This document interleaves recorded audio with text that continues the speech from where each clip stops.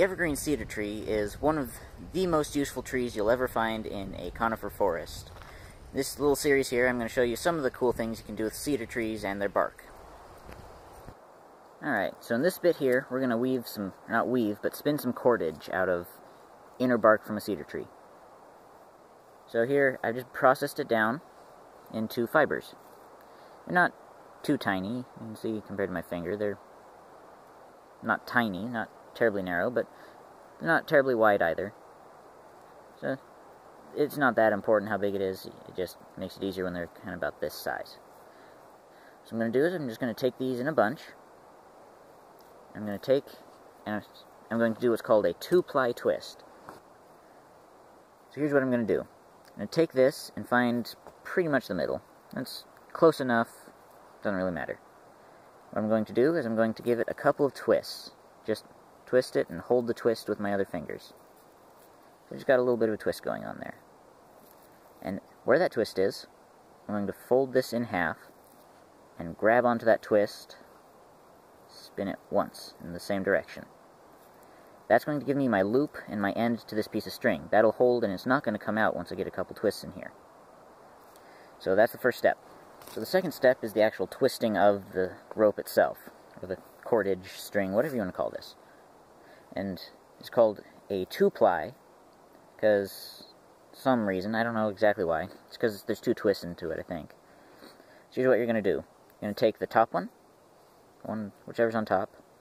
You're going to take it, you're going to spin it 1 or 2 times just away from you. And then you're going to pull the whole top back towards you so it's on the bottom. And you just keep doing that.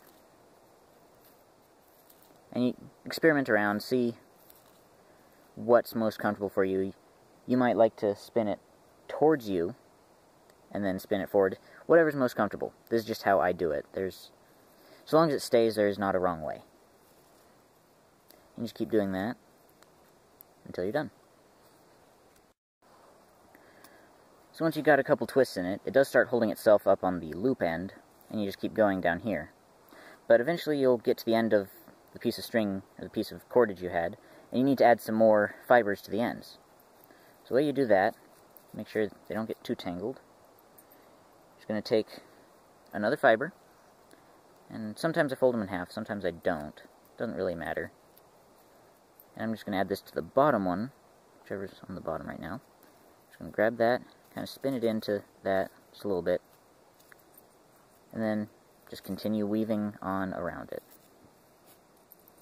That will give you a few more inches. And you just keep doing that until your string is as long as you want. To finish off the string, there's a lot of different ways people do this. Some people just tie an overhand knot and call it good, and that works. One other thing you can do, at least I've heard you can do, one other way you can do this is you take and you fold your tail end, this is called the tail end, you fold it sort of back on itself, and you start spinning it back the other way. You're just going to take it and spin your tail end,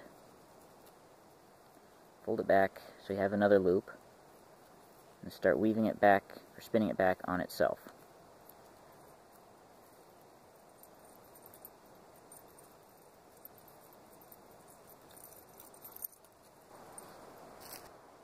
There you go, you got cedar bark cordage. This is fairly strong. I mean, you're not going to tow a 5th-wheel trailer with it or anything, but you can put probably 5 or 10 pounds on one this diameter. And then you can take, however many of these you have, and just keep doing it over and over again, and you'll eventually make thicker and thicker rope. Or you can just take this and use it as a wick for a candle, dip it in some wax or in some fat or butter or whatever, anything that burns, and you use it as a candle wick. Or you just leave it on your mantelpiece and say, hey, I made that. Whatever you want to do with it.